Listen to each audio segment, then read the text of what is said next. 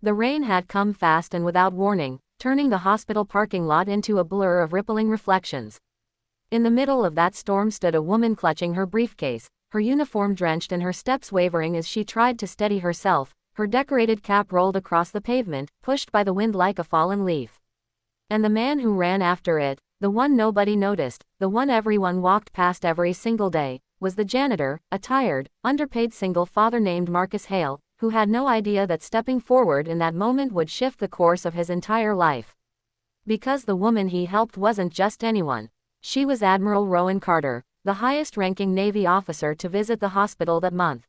And she was about to learn that sometimes the people who save us aren't the ones wearing uniforms but the ones quietly surviving storms of their own. If you believe kindness deserves a second chance, make sure you like, comment, share, and subscribe to Kindness Matters before the story continues. The rain battered Marcus's face as he chased the Admiral's cap and wiped leaves from it before handing it to her, soaked to the bone. She looked startled that a janitor had rushed into the storm just for a stranger's dignity, but Marcus insisted she keep moving toward the building where the Veteran Rehabilitation Unit waited for her inspection. He didn't expect thanks. He rarely received any. He simply returned to his cart, pushing it across puddled floors inside the lobby, pretending the cold rain hadn't seeped into his tired bones. Marcus had worked at the hospital for 5 years. Ever since his wife Nora passed away, leaving him alone with their 8-year-old son, Jace.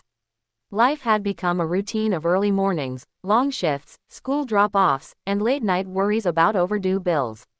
Every day he walked past doctors and executives who barely noticed him. He mopped floors, cleaned waiting rooms, and fixed small repairs simply because no one else would.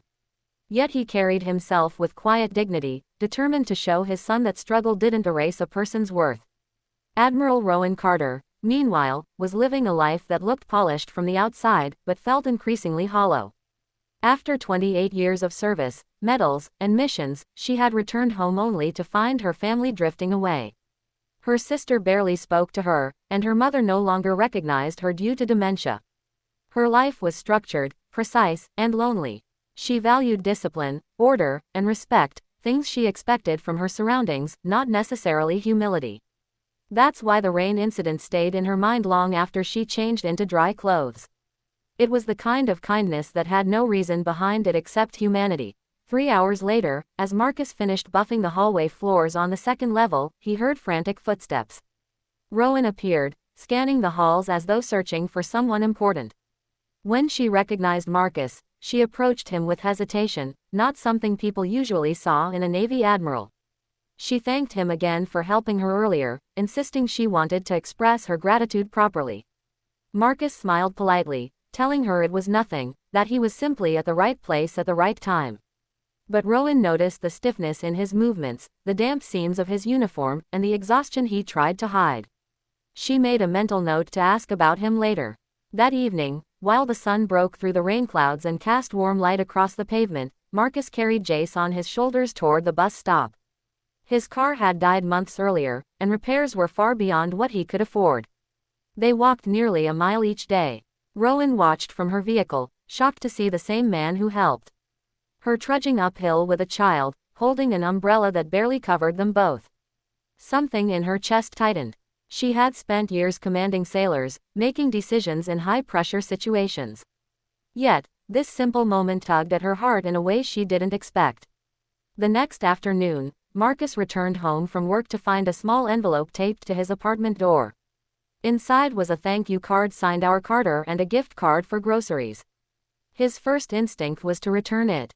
He didn't believe in accepting charity, but he remembered the empty fridge and Jay's gentle question the night before about whether dinner would come late again, so he kept it gratefully, quietly. But Rowan wasn't done. 3 days later, on a bright, calm afternoon, just as Marcus finished washing dishes and preparing Jace's clothes for school the next day, a sharp knock echoed from the front door. It wasn't the landlord. It wasn't a neighbor. When Marcus opened it, he froze as sunlight spilled around the figure standing there in full uniform. Admiral Rowan Carter stood on his doorstep. She explained she had learned about his overtime records, his years of spotless work, his constant willingness to help others, and she wanted to nominate him for a civilian-cum-nation program that came with financial support for families of essential workers. Marcus, overwhelmed, didn't know what to say. He felt undeserving. But Rowan assured him his kindness mattered, that the world needed more men who did good without expecting applause. Over the next weeks, Rowan visited the hospital more frequently, sometimes just to walk the rehabilitation garden, where she and Marcus occasionally crossed paths. She grew fond of his honesty, his steady nature, and the way he always put Jace first. Marcus in turn admired her strength, her intelligence, and the loneliness he sensed beneath her rigid posture. Their connection wasn't romantic yet. It was something deeper at first. Two people learning to breathe again after long years of surviving alone. If this story touched your heart, please like, comment, share, and subscribe. Your support helps Kindness Matters keep spreading real inspiration. Historian.